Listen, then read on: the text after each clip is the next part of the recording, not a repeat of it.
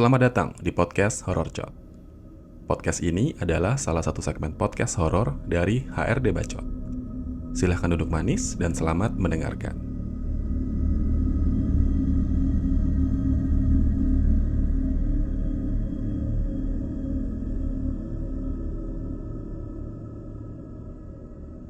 Selamat datang di episode kelima Horror Chat. Oke. Sama seperti episode sebelumnya, di episode kelima ini akan ada dua cerita. Langsung aja lah ya, Mincot bacakan tanpa berlama-lama. Cerita pertama.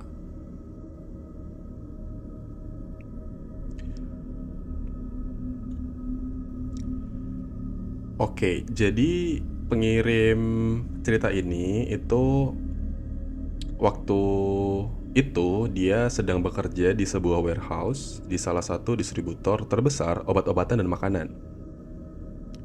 Pernah waktu itu, karena lagi lembur dan waktu mau pulang, ternyata hujan deras. Terus waktu mau sholat maghrib, udah mau habis, jadi terpaksa sholat di musola belakang warehouse karena nggak ada musola di dalam kantor. Kebetulan sholat sendirian. Sebelumnya flashback dulu. Waktu itu neduhnya di kantin belakang karena udah mau pulang banget. Pas sampai parkiran, tiba-tiba hujan deras banget. Mana anginnya gede. Jadi yang paling dekat buat neduh ya di kantin belakang karena deket parkiran. Udah tuh, pinjem payung ibu kantin buat ke musola sendirian. Mana gelap, gak ada lampu di belakang warehouse. Pohonnya pada rindang lagi. Waktu mau belok kanan ke arah musola gak sengaja noleh ke kiri. Ada Mbak Kuntai di pojokan deket tempat sampah. Udahlah, di situ mikirnya bodo amat. Daripada gak sholat, tahu-tahu kecelakaan di jalan terus meninggal dalam keadaan belum sholat, lebih horor kan? Nah, udah sampai musola, terus wudu dulu, baru masuk musola. Nyalain lampu sama AC biar gak gerah banget. Alhamdulillah gak ada gangguan apa-apa dan gak ngerasain apa-apa lagi waktu sholat. Nah, pas udah selesai sholatnya nih, waktu mau balik ke kantin, udah matiin lampu sama AC, terus keluar musola, saya noleh ke arah kiri yang kebetulan ada kantor pihak prinsipal.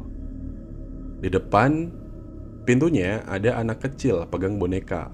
Mana pucat banget dah tuh mukanya. Mana anak kecil di kantor malam-malam ngapain? Prinsipal juga udah pada pulang semua dari sore. Jadi udahlah, lari aja sampai kantin. Lewat lagi di belokan yang ada Mbak Kun tadi. Ternyata masih ada Mbak Kuntainya.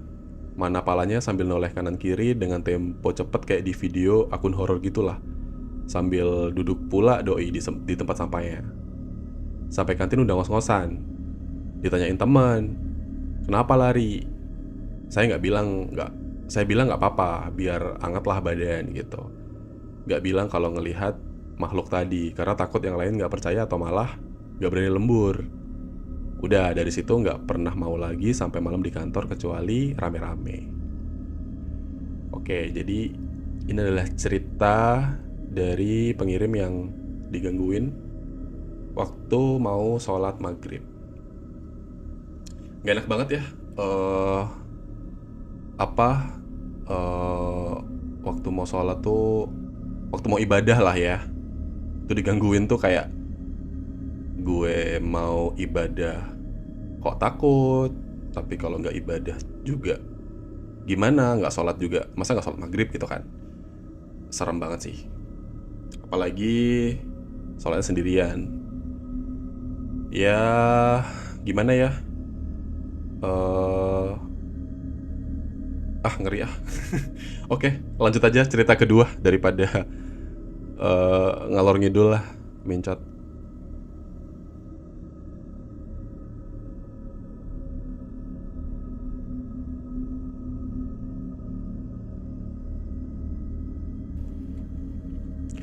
Oke, cerita kedua. Kantor aku awalnya berlokasi di Bilangan, Jakarta Barat. Sampai suatu waktu, manajemen memutuskan untuk pindah lokasi ke daerah industri di Kabupaten Tangerang. Karena kantornya pindahan, akhirnya aku memutuskan untuk sewa rumah, jadi ngontrak gitu, yang dekat kantor. Aku tuh penakut sebetulnya, tapi juga nggak bisa tinggal bareng roommate. Jadi bisa nggak bisa ya harus dipaksakan lah, biar bisa tinggal sendirian. Pertama kali survei rumah, rasanya cocok banget sama rumah ini. Posisinya agak tersembunyi, tapi benar-benar nyaman. Dari sekian banyak rumah yang disurvei, hanya rumah ini aja yang benar-benar pas dan cocok. Singkat cerita, akhirnya aku pindahan di tahun 2019. Aku ingat betul saat itu pindahan pas libur lebaran. Jadi lingkungan sekitar tampak sepi karena masih di kampungnya masing-masing. Kurang lebih 1 minggu sesudah pindah, aku ngimpi ada ibu-ibu berkerudung dan udah agak tua, ngetuk pintu depan sambil mengucap salam, "Assalamualaikum." Maaf kalau penulisannya salah ya, aku non-muslim soalnya. Oke. Ibu itu ramah banget, entah kenapa. Jadi aku agak lupa juga. Di akhir-akhir ngobrol sama ibu ini, terucap di mulut aku, "Kalian seneng kan rumah ini ada yang nempatin? Tolong banget ya, jangan menampakkan diri. Kita hidup masing-masing, tidak saling mengganggu." Lalu ibu tadi tersenyum dan menganggukkan kepalanya. For your information, rumah aku ini katanya serem dan hampir semua yang bertamu selalu ngelihat yang aneh-aneh di dalam rumah. Bahkan orang tuaku sendiri nggak pernah mau ditinggal sendirian di dalam rumah. Tapi aku nggak pernah lihat sama sekali. Hanya aroma-aroma melati atau kembang setaman aja palingan yang sering aku cium. Akhirnya aku tahu dari ibu pemilik rumah yang dulu pernah tinggal di rumah itu, kalau dia dan keluarganya sering diganggu penampakan kuntilanak dan hantu anak kecil di rumah itu. Dan ibu-ibu yang ada di mimpi aku itu adalah penghuni area halaman rumah aku. Sekarang sudah hampir aku 5 tahun tinggal di rumah tersebut. Tapi alhamdulillah tidak pernah satu kali pun melihat mereka. Oke. Jadi inilah cerita kedua. Dia ngontrak rumah gitu karena kantornya pindah. Dan awalnya dia dimimpiin, terus dia izin lah ya, dalam tanda kutip ya, izin aku mau tinggal di sini, jangan ditampakin ya gitu. Dan yang penunggunya oke. Jadi buat kalian juga yang mungkin baru pindah kantor atau mungkin mau ngekos karena ngejar kantornya biar deket gitu, cek lagi ya. Jadi di tempat tinggal kalian yang baru tuh biasanya memang ada penghuni lah. Aku percaya sih, Mincot percaya di setiap tempat tuh ada penghuninya gitu. Jadi paling nggak izin baik-baik, jangan aneh-aneh, jangan teriak-teriak atau mungkin nyetel musik kenceng-kenceng gitu, karena kita kan nggak tahu apa yang terjadi gitu, siapa yang menghuni gitu. Jadi kalau nggak mau cari masalah lah gitu, dan kita pengen memang bener-bener tinggal, mau cari duit gitu, kerja, ya nyun sewu lah gitulah bahasanya ya, nyun sewu, kayak cerita yang tadi gitu. Karena kalau enggak, kita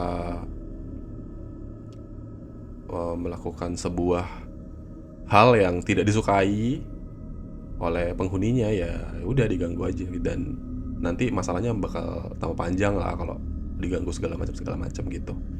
Jadi mungkin memang lebih baik sih kalau kita menempati sebuah tempat yang baru ya kita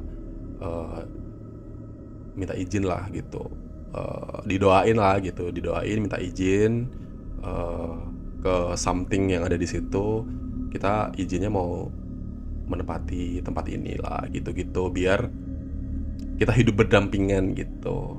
Mungkin yang nggak percaya hal ginian cannot relate ya, tapi ya percaya nggak percaya sih. That's why ada segmen horror cot ini ya, biar kalian-kalian yang percaya ini bisa menikmati banyak cerita-cerita dari cotizen lain yang ada di tempat kerja lah gitu. Jadi ya mungkin bisa diambil pelajarannya gitu. Oke, mungkin cukup sekian episode kelima. Sampai ketemu di episode selanjutnya. Bye-bye.